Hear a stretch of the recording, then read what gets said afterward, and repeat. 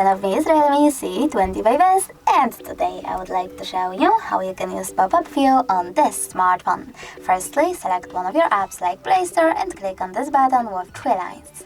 Now you need to click at those 2 dots at the top right corner of your app and select Floating Window. As you can see, now I can use my app in this little window over here.